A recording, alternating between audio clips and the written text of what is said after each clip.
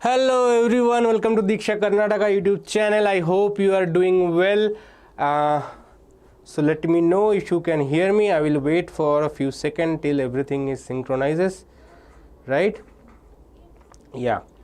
Today I am going to solve some questions from your question bank, but it will not be chapter wise. I will be solving 30 MCQs randomly from entire question bank, like the way you get in your midterm exam or the way you get in your final exam, right? So total 30 MCQs I will be doing, and if you are hearing in this or if you are present in this lecture, please let me know in the comment, and only subscribers can comment in this lecture. So if you are not a subscriber, please don't forget to subscribe to our channel so that you can post your comment. Okay, to post the comment in the live chat, you have to be a subscriber of our channel. There are many students who are watching our videos but not subscribing, so I request you to subscribe. And with that note, I will just start with the first question.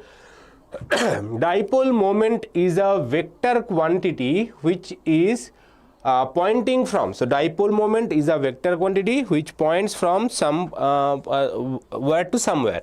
So what are the options? Minus 2 plus q along the axis of an electric dipole, plus q to minus q along the axis of the electric dipole, infinity to minus q, plus q to infinity. So what is the direction of dipole moment? Dipole moment, basically dipole is a physical quantity which consists of two charges, right? We all know, plus q and minus q, separated by a very small distance. They are called dipole. Now dipoles are dipole definitely is a dipole moment is a vector quantity which is defined as the magnitude of any one of the charges times the distance between the charges. This is the dipole moment, and it has a direction. So what is the direction? Direction is always from negative to positive. You have to remember that the direction of dipole is always from minus to plus q. So that's how you can answer. If you are present, please respond in the live chat. If you have any other doubt, any questions regarding your midterm, please feel free and ask me in the live chat. I will try to answer as much as possible. Next question. The electric potential due to a negative point charge at a distance small r is. So here we are talking about electric potential and a negative charge, negative point charge, right? So these two are very, very important point. So we know that electric potential at any point is given by k q by r. Now here this q is generally considered to be positive, right? If nothing is mentioned, generally we say the charge is positive, but here we say that the charge is negative. So if you say negative charge, that means we can write this same potential as k negative of q divided by r, or v minus k modulus of q divided by r. By modulus, now we are ignoring the sign of the charge. The sign is taken care of in the equation. So this is the equation for potential due to a negative charge. Now what is the option? Positive and varies with 1 by r, positive and varies with 1 by r square, negative and varies with 1 by r square, negative and varies with 1 by r. So we can see that the potential is negative and it varies with 1 by r. So option D is correct answer. Now let's move on to the next question. Okay, before moving on to the next question, if you want to score well in your KCET and Comet K exams, and if you are willing to score below 1000 rank, then definitely you should consider KC90. We have online as well as offline. So in the online courses, all the teachers that take classes in YouTube will be your guide, and they will try to help you to achieve a rank below 1000. And what are the offerings that you will get? If you purchase the combo pack of KCET and Comet K together for 9999, you will get everything that is mentioned over here. Full class 11th and 12th syllabus coverage. Okay, also you will get chapter wise PYQs and DPPs. Okay, PYQs will be solved in the lecture, and then DPPs will be given to you for practice. Any doubts that you have, you can ask us during the live doubt classes. You will also be given free of cost, without any extra charge, Abhyas, KCET and Comet K test series without paying anything extra. When these courses are launched, they will generally have some fees associated with it, but if you purchase this KC90 course, this will be given to you absolutely free without any cost. Also, you will get PU board test series that was also launched last year. We did a PU2 test series last year. This will be going on this year as well, so that will also be available for absolutely free of cost. You will get downloadable notes and PDFs. You will get exclusive WhatsApp community access. Also, in the offline, and the variation is slightly different. You can check that out by calling on the number given in the description, right, if you are interested in offline course. Now let's continue with our lecture, and if you want to post any comment, any questions, first of all you have to subscribe to our channel. If you are not a subscriber, you will not be able to post comment in the live chat. Live chat is only for subscribers, so don't forget to subscribe if you have not yet subscribed. So let's continue with our MCQ solution. The following are the statements related to self-inductance. So we are solving random questions. As I mentioned, questions will be appearing randomly, not chapter wise, so that you get a feel of what kind of questions that you might to answer in your midterm, if your midterm is not over, or in your final exams or your pre-board exams. The questions will not be in chapter wise or orderly, so that's why I am trying to prepare you for the upcoming exam. The following are the statements related to self-inductance. The self-inductance of a coil depends on its geometry and on the permeability of the medium inside it. So self-inductance, if you remember the formula of self-inductance, it includes the number of turns, it includes the area of the coil. So definitely it depends on the geometry of the coil. So definitely first statement is true. Also, if you add some material inside the coil, then its self-inductance increases, right? If it is only air, self-inductance is low. If you put something inside, the self-inductance increases. So it depends on the permeability of the medium, basically permeability of the core, right? So both part is true. So this is a correct statement. This is a true statement. The self-inductance is measure of electrical inertia, right? So what is the meaning of this term electrical inertia? Electrical inertia refers, like if you remember the Newton's laws of motion that you are studying from class lower class 6th, 7th or 8th, I think, there you have learned that when you are traveling in a bus, if the bus suddenly applies brakes, you tend to fall over because of the inertia. Your body tends to stay in the state of motion. That's why you fall over. Similarly, in the reverse case, when a bus in a static situation suddenly starts, you tend to fall backwards because your body tends to stay in the state of rest. Similarly, self-inductance is also like that, but it is for electrical inertia. What is the meaning of that?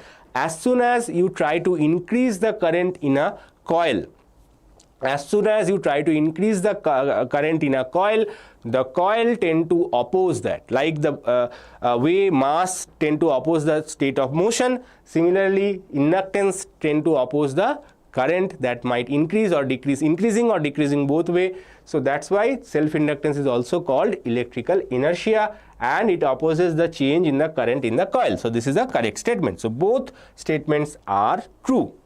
So both statements are correct. So option C is the correct answer for this question. Now remember one thing, that inertia, self-inductance for a straight conductor, self-inductance for a straight conductor is 0. It only happens when there is a coil. Okay, if there is a coil, then only inductance is not 0. If it is a straight wire, inductance considered to be 0. Next question, it is a statement based question. Let's see. The resistivity of metals increases with increase in temperature. Statement 2, increasing the temperature of metals causes more frequent collisions of electrons. So let's check. Hi Nagaraj, hi, hello, welcome to the lecture. If you want to answer the question, You can answer it, try to mention the question number and correct option. Okay, this how this works. I hope you remember. So statement 1, and we are doing random MCQs from your question bank. Okay, we have collected some questions from your question bank, and we are solving it not chapter wise but randomly, so that you get a practice of how can you switch your mind. So resistivity of metals increases with increase in temperature. Statement 2, increasing the temperature of the metals causes more frequent collisions of the electrons. So we have a metal and electrons are moving inside it, and they are basically colliding randomly with some other electrons or molecules, and the time between them is called the relaxation time, and resistivity is basically directly proportional. Resistivity is directly proportional to temperature. As the temperature increases, its resistivity increases. Okay, so first statement is true. Now why it is so? Because the electron which is actually carrying the current has to deal with more number of collisions. More number of collisions means relaxation time decreases. So decrease in relaxation time means resistivity increases. Actually resistivity is inversely proportional to relaxation time. So decrease in relaxation time means increase in resistivity. So this is also a correct statement, and because of this statement you can say that this is explanation of statement 1 as well. So both 1 and 2 are true, and 2 is the correct explanation of 1. So option A is correct. Hi, yes, correct Nagaraj, your answer is perfectly correct. Now question number 5, the Lorentz force is the force on a charged particle moving in a region containing dash. So you have to fill in this blank from the options. Okay, so Lorentz force. So what is Lorentz force? Lorentz force is when the charged particle moving in an electric and magnetic field, it experiences a force. That combined force is called Lorentz force. So only electric field, only magnetic field, both electric and magnetic fields, the only crossed electric and magnetic field, there is nothing as such, no limitations about crossed. Crossed means, by the way, if you are assuming what is crossed, cross means electric field and magnetic field, if they are perpendicular, they are called crossed magnetic fields. Crossed fields means they are mutually perpendicular. But there is no such restriction for Lorentz force as long as electric and magnetic field both are present. Yes, 5C, both electric and magnetic field is the correct answer. Now question number 6, match the following. So this is a very tricky question. You have to answer match the following. Now my suggestion about match the following always is that try to find at least one correct match. At least one correct match. Even if you don't know about the matching, try to find one correct match and see if there is a unique option available for that match or not. In case not, then you have to find more than one match. Okay, so first we will see what are all the matches. Self-induced EMF. What is self-induced EMF? Self-induced EMF, motional EMF, obviously does not look correct. Electromagnetic induction by changing the orientation of the loop, that is not self-induced EMF. Mutual induction and self-induction are two different things, so definitely this is not the match. Self-induced EMF and back EMF. So back EMF is basically the EMF which is opposing the current. That means it is basically due to the self-inductance. So we can say that A is matching with S. A is matching with S. So definitely this is a perfect match. Now if you see the matching given option, A is matching with S twice. A is with S, A with S. So two options are correct. So either A is correct or D is correct. So 50% answer is wrong. So we can eliminate those two. Only we have to look for A and D. In case you don't know the answer, next you will have to check all the options for this matching and find the unique one. Okay, so next matching is already given. If you see A and D, this is a back way for weaker students, those who don't know all the matchings. For them I am telling you this is a trick. So now move on to option B. We know that either A or D is correct. So move on to option B. If you see option B, both cases it is matching with P. So definitely this is matching with P. So definitely this is the correct match because either one of them is correct. So both of them are giving you same answer. That means B is always matching with P. So this is correct. Now next we move on to C. In case of C is matching with Q, C is matching with R, so there is a difference. So let's see if we can find something about C or not. AC generator. So AC generator is basically when you rotate a coil in an existing magnetic field and you produce alternating current. So if you see that there is an option here, electromagnetic induction by changing the orientation of the loop. So electromagnetic induction by changing the orientation of the loop, which is basically the principle behind AC generator. So definitely this matches with Q, and D is matching with mutual induction, that is R. So we found our match. So definitely D is with R. So from here we can find correct answer is option A. And if you see that all the unique matchings, if you see D, option D, it has R only once. Correct matching happens only once. Okay, so if you have checked the option D first, then you do not need to check anything else. If you are sure that transformer is mutual induction, then you could answer this matching even without knowing remaining match. So that's why matching questions can be tricky, but if you know how to answer them, you can answer them without much difficulty. Yes, Nagaraj, your answer is correct. 6A. Now try to answer this. I will give you some seconds. The average power dissipated in an AC circuit is maximum if the AC source is connected. Only, so average power in an AC circuit is maximum only to a pure resistor, only to a pure inductor, only to a pure capacitor, to a series combination of capacitor and inductor. Let's see. I will give you some seconds to answer. In the meantime, I will have some water.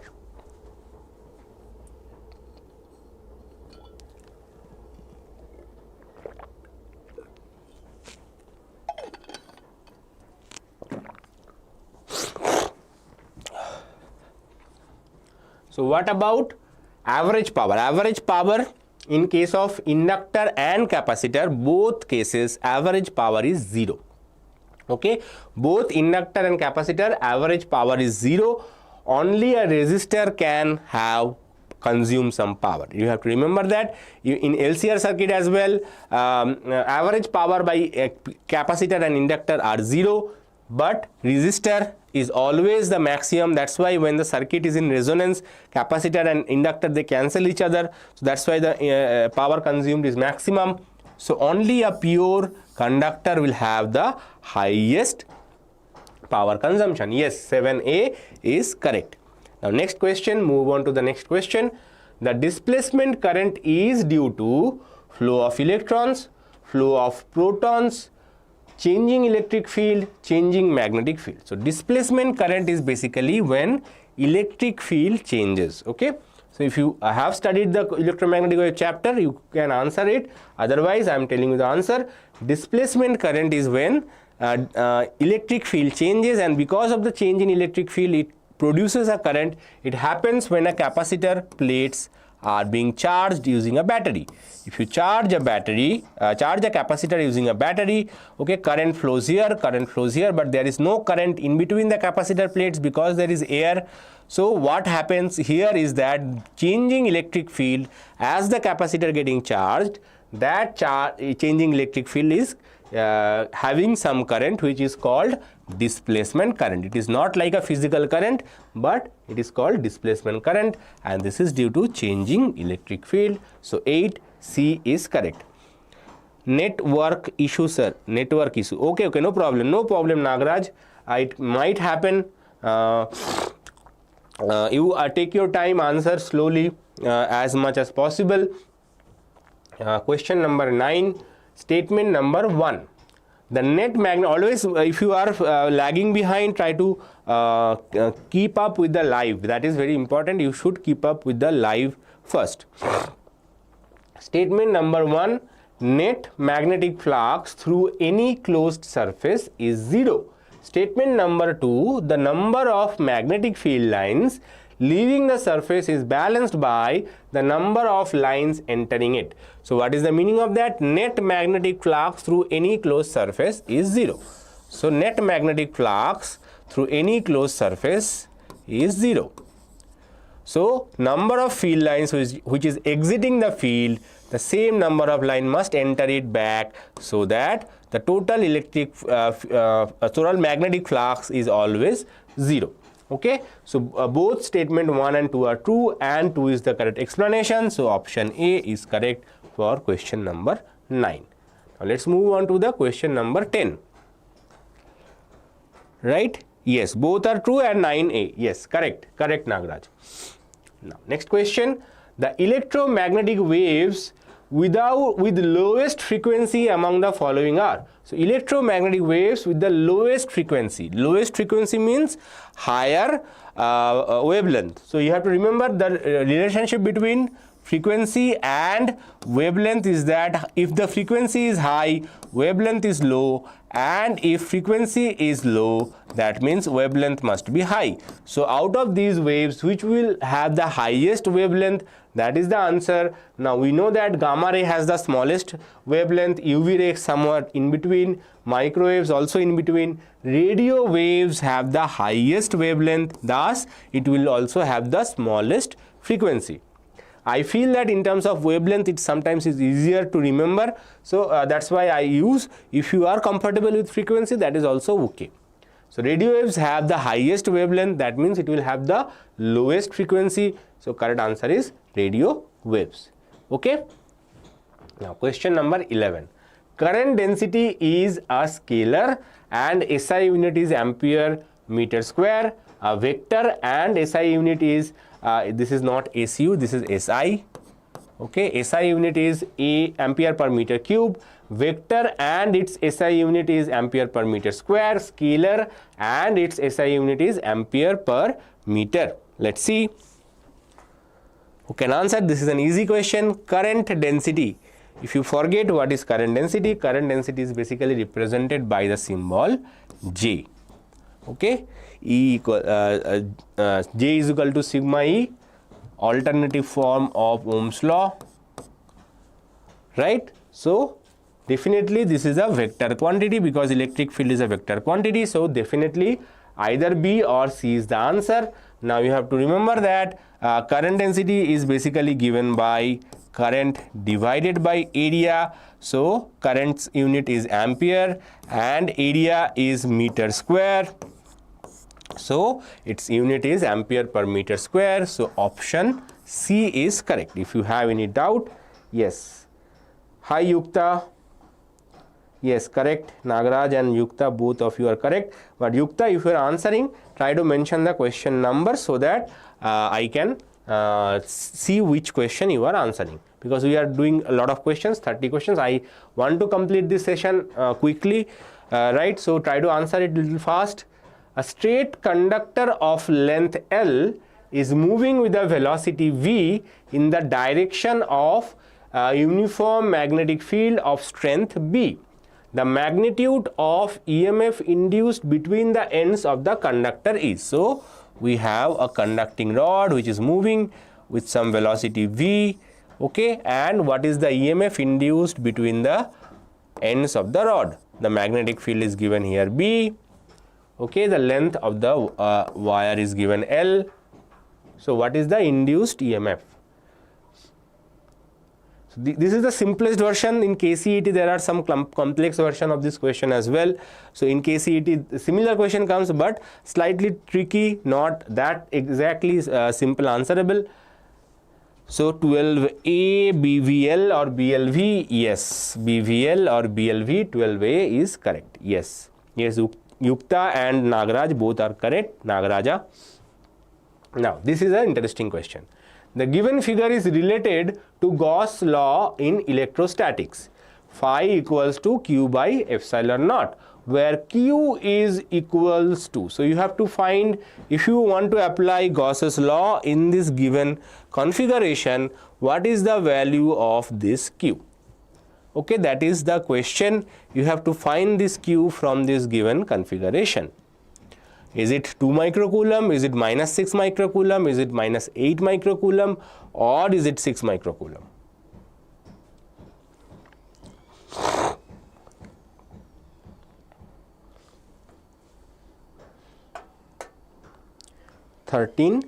D. Why 13D? Because here if you see that this is a Gaussian surface. The Gaussian surface is already given over here. So this is the Gaussian surface. Okay, this is the Gaussian surface. So anything inside this surface we will consider, anything outside we will not consider, anything outside we will not consider. Whatever is inside, we have to add those charges and find the total charge.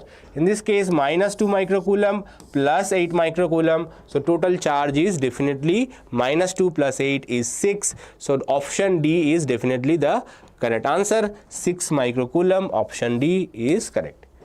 Yes. Now, next question is this one. The following graph show the variations of two physical quantities with distance r from the center of uniformly charged spherical shell. Identify the graphs. Here we have graph 1, here we have graph 2. So we have a graph due to uniformly charged spherical shell.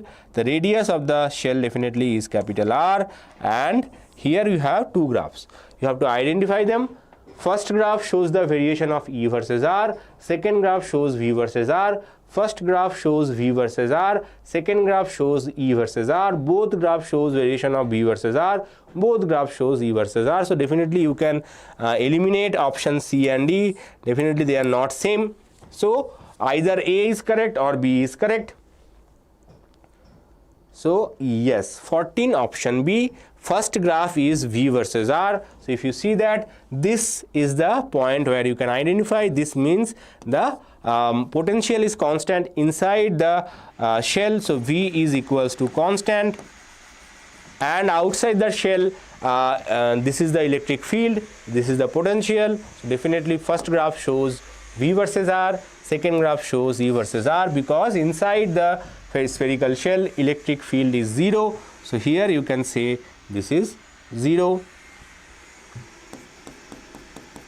where here V is constant, right? Next question. An imaginary sphere of radius r is drawn around a charge q. Keeping the charge q at its center, okay, the work required to move a test charge small q from point A to point B. So here we have a point charge and we want to move a charge small q from point A to point B. We have to find what is the work done to move this charge q from A to B. Okay, so q into 2r 0, q into VA, q into VB. Now VA here is basically q into VA, q into VB. Okay, this should be in the suffix. So here we are moving a charge from A to B and we are trying to find what is the work done to do so.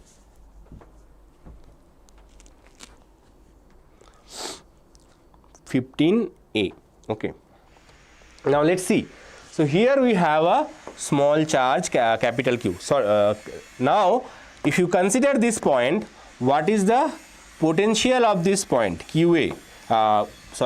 Potential of this point A, which is VA.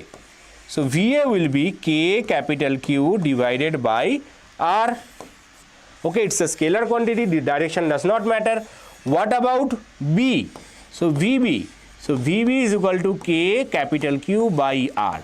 Same distance, here also same distance, right? The distance from the center is always R, whether in this direction or in this direction, right? So this is also VR. Now what is the work done? Work done is basically given by potential, final potential minus initial potential times the charge.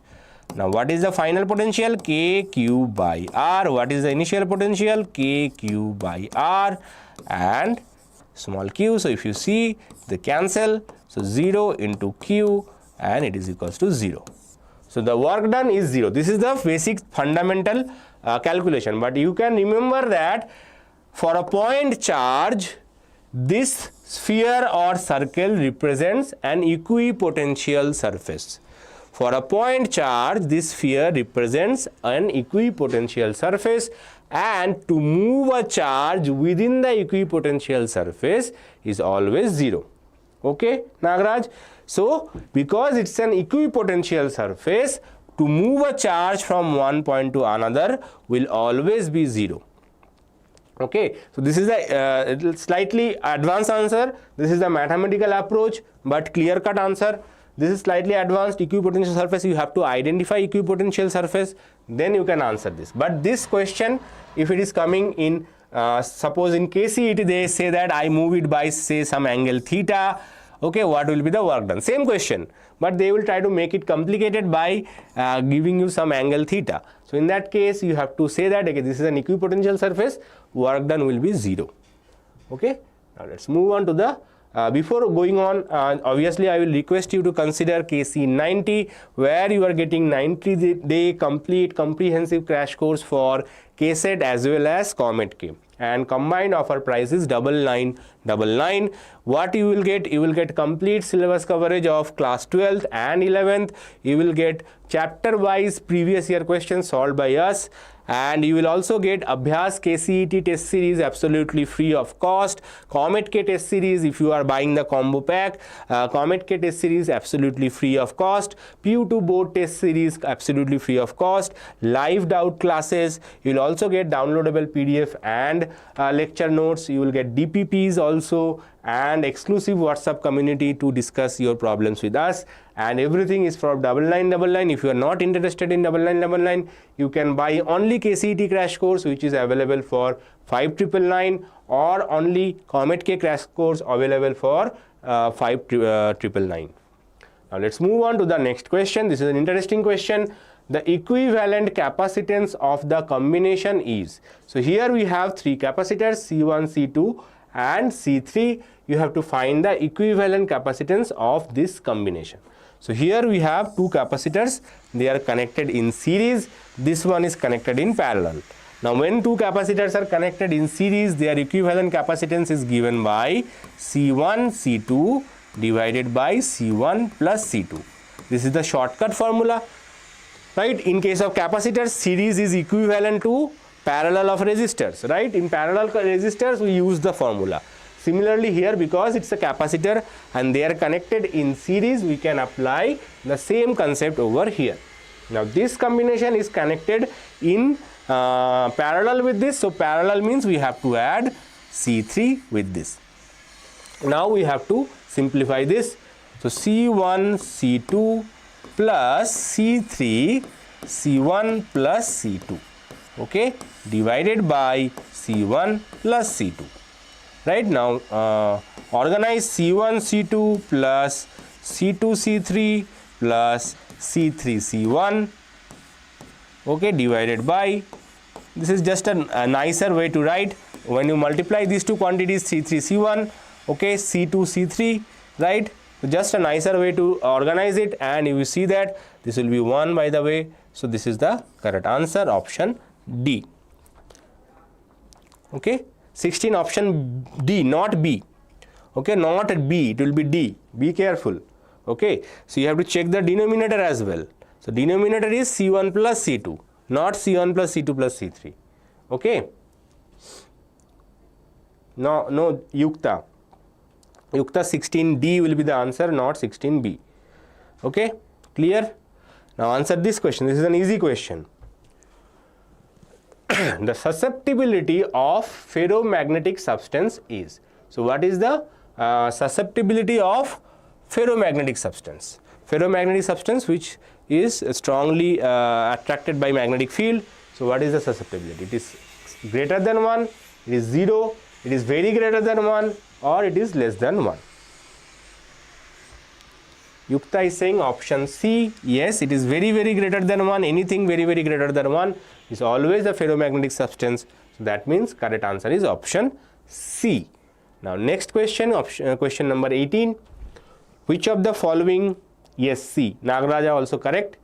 Which of the following properties is false for a bar magnet? So false. So 3 of the statements are correct. only one is incorrect, you have to identify the incorrect statement. These kind of questions can be tricky at times. It does not produce magnetic field. Its poles cannot be separated. It points in north-south direction when suspended. It like poles repel and unlike poles attract. So which one is incorrect? Which one is false? Yukta is saying option A, Nagaraja is saying option A. It does not produce magnetic field. So very common option is very obvious. You might face the similar question with the option slightly trickier. So here from in your question bank, it is given very obvious option. It does not produce magnetic field, obviously wrong. It does produce magnetic field. Any magnet produce magnetic field. Even a current carrying coil also produce magnetic field. So it will always produce magnetic field. Remaining three options are correct.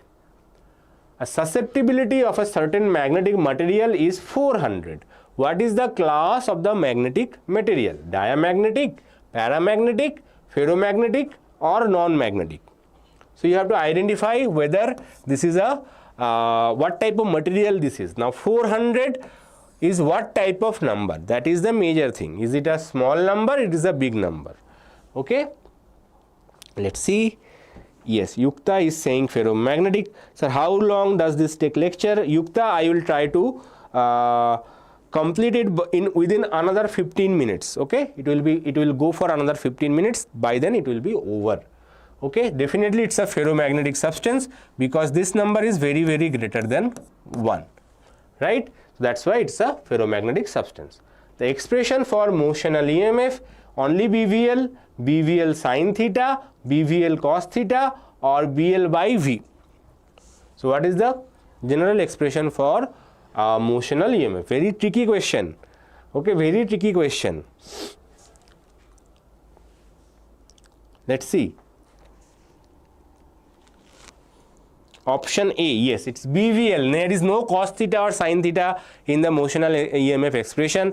Even though it appears that there may be some cross product involved, there is no such thing. It is simply BVL and this is it. Okay, no BVL sin theta, no BVL cos theta, and obviously third one is incorrect. So expression for motional EMF is BVL.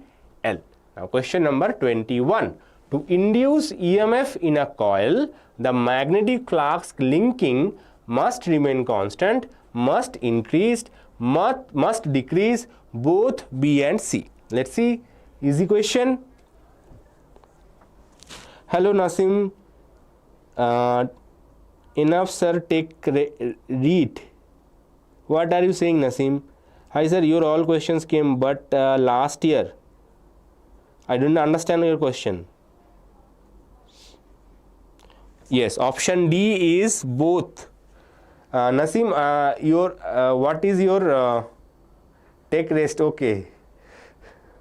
So, but last year I don't understand. What is the meaning? Your all questions came, but last year. Okay. Thank you, Nasim. I am not here to take rest. I have to help other students also. Some students have their physics exam tomorrow in some other districts. So definitely they also need some help and I am doing the practice. You should not also take some rest. Okay. Even if your exams are over, Diwali is near, you should take this Diwali vacations are near. So you should try to answer these questions as well. When a magnet is moved with its north pole towards a closed coil, the nearer end of the coil acts as, here we have a coil of north, we do not know what is the pole developed over here. Okay, now we are moving a north pole towards the coil. Now what is the pole which is induced? Is it a north pole or is it a south pole? That is the major question. Okay, no magnetic field induced is not an option because the magnet is moving. If it is a static magnet, then no magnetic field is induced. Okay, so near to the magnet, what pole is this, north or south? So let's see, question 22, option A, yes. Hi Zaid, how are you? North pole, yes, north pole is the answer. Okay, because we know that from Lenz's law, they tend to repel each other, they try to oppose the cause. That's why north pole and north pole, they will try to repel each other. That's why near to the coil north pole will be produced and opposite to the coil south pole will be produced. Okay, even you can find the direction of the current. Now this is an interesting question. The magnetic flux linked with the coil varies as phi equals to 2t square plus 2t. What is the magnitude of induced EMF at t equals to 0.5 seconds? Okay, what is the magnitude of induced EMF? Options are wrong. Options are not correct given here. So what is the induced EMF at t equals to 0.5 seconds? So we know that induced EMF is given by magnitude. Obviously magnitude, that means we do not consider the negative sign. So d phi by dt from Faraday's law. Lenz's law gives a negative sign, but we are, because only magnitude is being discussed, we are not talking about the negative sign. So what is the differentiation of this term? Directly write it out, 4t plus 2. Now we have to put this value of 0.5 over here, t equals to 0.5, right? So it will be 4 into 0.5 plus 2, that is 2 plus 2, that is 4 volt. So induced EMF will be 4 volt. Yes, correct, Yukta. Yukta also correct, Nagaraja also correct. Both of you are correct. Now, next question. In case of alternating voltage applied to a resistor, the current, so we are applying AC current, AC voltage to a resistor, not inductor, not capacitor. The current leads the voltage by a phase angle of pi by 2. The current lags behind the voltage by a phase angle of pi by 2. The current and the voltage are in phase. The current leads the voltage by a phase angle of pi by 4. Now let's see who can answer this. Yukta is saying option C. Both. Yes, Zaid, what is your doubt? No, Nagaraj, not option B. It is an resistor. In case of a resistor, both current and voltage are in same phase. Phase difference is 0. So option C is correct. Okay. If you are using a capacitor, current leads voltage, voltage lags behind the current. In case of inductor, current lags behind the voltage or voltage leading the current. Both way are possible. So if someone is leading, the other one is lagging, right? In Bangalore South, this year there was a question on capacitor, I think. They just twisted the language. Generally we learn always that voltage and current angle, current leads, current lags, but they change the language that in terms of voltage what will happen, right? So that is also a very, very important point to remember. If current is leading, that means voltage is lagging. Okay. So it is happening. This is for this one is for capacitor, this one is for inductor, this one is for resistor. This is not correct. Yes, Zed, what is your doubt? Last question, which this one, what is the doubt? Please tell me.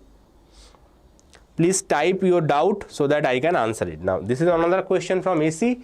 The input voltage to a pure capacitor. Pure capacitor, now understand this, pure capacitor is given by V equals to Vm sin omega t.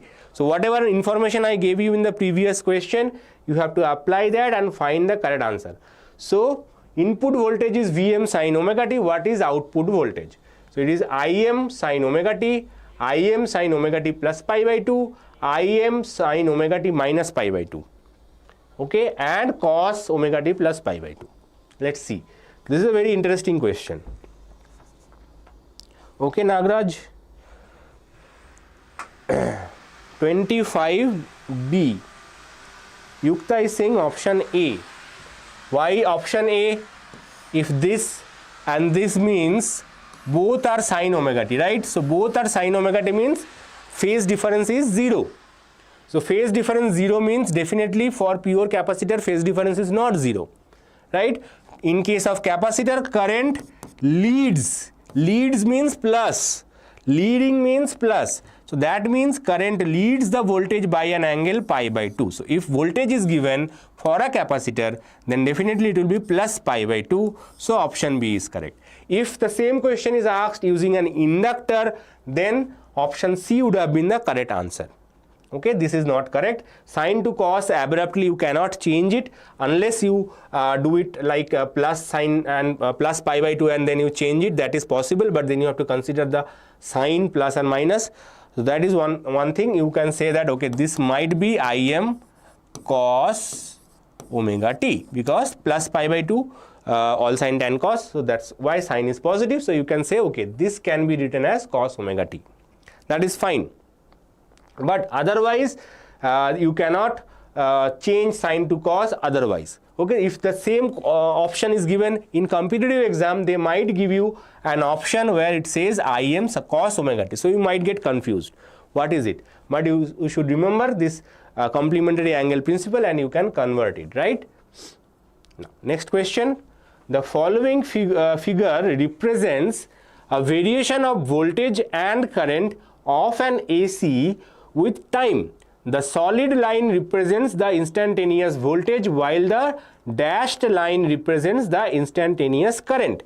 From the figure we can infer that circuit is purely resistive, purely inductive, a series LCR circuit with XL greater than XC, a series LCR circuit with XL less than XC. So let's see. So if you see this graph, can you see any particular trend? So if it is a purely, first of all, let us understand what is the purely resistive circuit means. So if you see a graph where the graph is, this is a very interesting question. Similar question, by the way, came in 2025 final exam. So if it is a pure resistive, then we know that current and voltage are in same phase. So in that case, if this is voltage, then current will be like this. So whenever there is a minimum for voltage, current will also be minimum. Whenever there is a maximum for voltage, current will also be maximum. So this is the meaning of zero phase difference. But the magnitude will be different. One will be higher, another one will be lower. But otherwise, both of them will have same. This is for purely resistive circuit. Now, if you consider a pure capacitive circuit means whenever the current is having minimum, voltage is having minimum, current should be maximum. Okay, I am using a different color. So this will be for pure capacitive circuit. And whenever there is a minimum, other one will be maximum. Whenever there is a maximum, it will be on the minimum side. Okay, this is how pure capacitive circuits works. Now, if you see that here, none of them is being done. In case of pure inductive circuit, what happens? In case of pure inductive circuit, whenever voltage is zero, capacitance, inductive circuit, it will be minus. It is lagging behind. So it will be like this.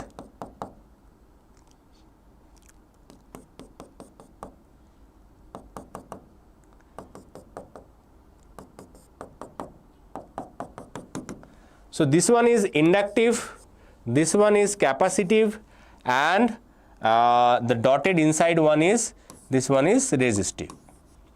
Okay, this is a pure graph profile. Now if you see that this graph does not matches with any one of the pure graph profiles, because there is no relationship between maximum, this is the maximum point. If you see, this is the maximum point, there is no such relationship. Right, this is the minimum point, this is the minimum point, no actual relationship. That means this is definitely a combination of L, C and R. So this is a combination of L, C and R. Okay, if there is no such direct relationship, one is maximum, other one is minimum, if something like that happens, then you can say okay, either capacitive or inductive. Based on who is leading in the phase, you can identify okay, when voltage is minimum, current is maximum, that means it is a leading, that means it must be capacitive. In case voltage is minimum, current is even lower than that, that means it is basically inductive circuit, right? This is how you can identify. But here, as you can see, there is no such relation. That means it's an LCR circuit with one of them is greater than the other. Which one is greater than the other? Let's understand that. That is also very, very important. So if you draw a maximum point, so when the current is having maximum, voltage is having maximum, this is the voltage max. Current is having maximum slightly before voltage. current is having maximum slightly before the voltage, right? This is the current maximum. So that means current maximum is happening slightly before the voltage. That means current is lagging behind. Current is lagging behind. In case current's maximum happening in the forward direction, then we would have said current is leading. But in this case, as you can see, always voltage is happening slightly before, then slightly ahead of current. That means we say that current is lagging behind.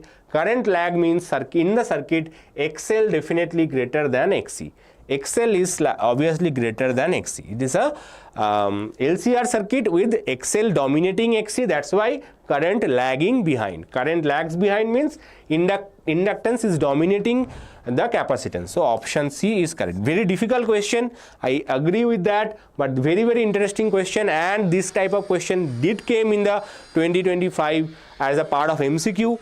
That's why you have to practice slightly difficult questions as well. Now question number 27. Okay, correct. The force on any charge due to a number of other charges is the vector sum. Is the vector sum of all the forces on that charge due to the other charges. So force on any charge is the vector sum of all the forces due to other charges. This is the statement known as quantization principle of charges, principle of superposition of electric forces, principle of homogeneity, additivity of charges. Let's see question 27, option B. Yes, so this is the correct answer. So this is called principle of superposition, where multiple charges are present and you are trying to find the force on another charge due to multiple other charges, right?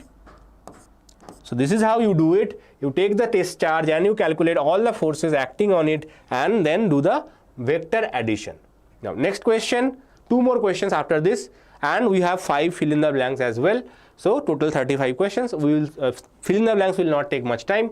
The direction of electric field vector at a point on the equatorial line of the dipole is. So direction of electric field vector on the equatorial line of the electric dipole is in the same direction of the dipole moment, in the opposite direction of the dipole moment, towards negative charge, away from the positive charge. So this is suppose negative charge, this is positive charge, this is positive charge, this is negative charge. We know that dipole moment is from negative to positive, whereas electric field points in this direction. So if you remember the derivation, and so we can say that the electric field is in the opposite direction of the dipole moment. So option B is correct. Yes, 28, option B, Yukta and Nagaraja both are correct. Now 29, parallel currents dash and anti-parallel currents dash. This question is from moving charges and magnetism chapter. Let's see who can answer this.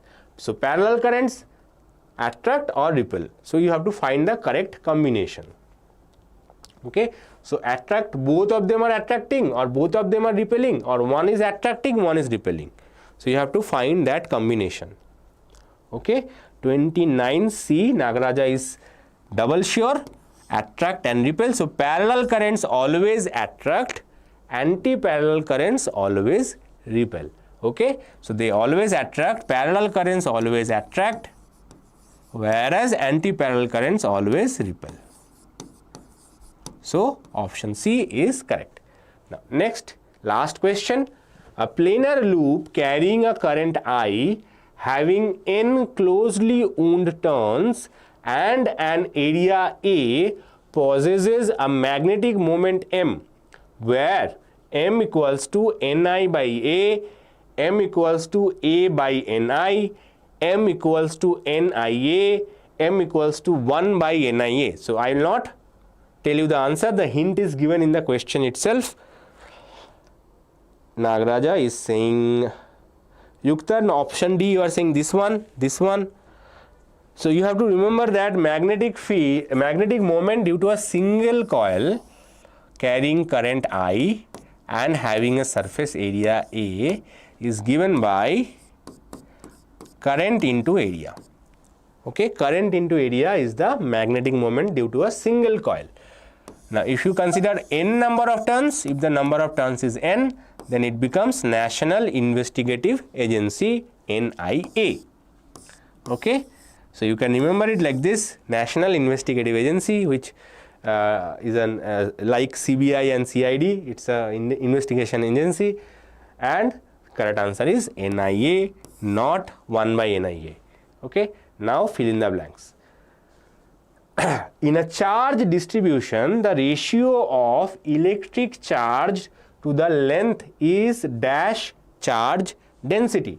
So, in a charge distribution, the ratio of electric charge to the length, electric charge to the length is dash charge density. So, as I said, whenever you are answering fill in the blanks, try to read all the options and see if any one of them is making sense. So, if you put electrostatic, is it making sense? Electrostatic charge density does not make any sense. Infinity charge density, not obviously not correct. Reflection, not correct. Iron, not correct. Linear, yes. So, you can see that linear is making a sense because there are three types of charge density: linear, surface and volume, and it is length by charge by length. So, definitely it's a linear charge density. So, correct answer is linear. Okay, R is slightly shifted. So, let me write it. So, linear charge density. Number 2, dash is equal to work done to transfer unit positive test charge from infinity to a point in the electric field opposite to the field. So, definitely it's the definition of electrostatic potential. This is the definition of electrostatic potential. So, we do not need to think twice. Question number 3, an example for ferromagnetic substance is. So, I will not tell you the answer, you have to answer it. Okay. Okay, 4 already answered. Okay, 2 is potential, third one is iron. Okay, yes, third one is iron. Fourth one is the phase difference between peak value of voltage and current in a pure resistive circuit. We have discussed it multiple times. Definitely it's 0. And resistance of an ideal voltmeter is, what about 5? Yes, Nagaraja answered correctly, infinity. Resistance of an ideal voltmeter is infinity. Resistance of an ideal ammeter is 0. Okay, so with this lecture is over. I hope you enjoyed this session today, and I will be back with more live lectures in future. One more upcoming lecture, I think next week there will be a lecture on purely on circuit theory. Okay, so there in live lecture I will be discussing circuit theory problems, how to tackle difficult circuit theory questions, because there is a high chance this year there will be one question where you have to solve a circuit theory based question from current electricity chapter. Many of you struggle in circuit theory based questions. Generally the answers are not very pretty. So how can you be sure that your answer is correct? So everything I will discuss. Okay, but it requires practice. So we will solve, I will give you some ideas how to solve it. Also I will do at least 5 example problems as well. It will be 1 hour around session to try to have 1 hour in your hand. If you see this, as soon as you see the notification, I will request you to join that session if possible, because there we will be solving questions for circuit theory. Many of you struggle with circuit theory based questions. Circuit theory is one aspect where I have seen students struggle. So that live is very, very important, going to be very important, right? Thank you to also Nagaraja. Bye. And with this I will like to end this lecture. If you have any doubts, any questions, any comments, please mention that in the comment section of this video. I will try to answer as much as possible.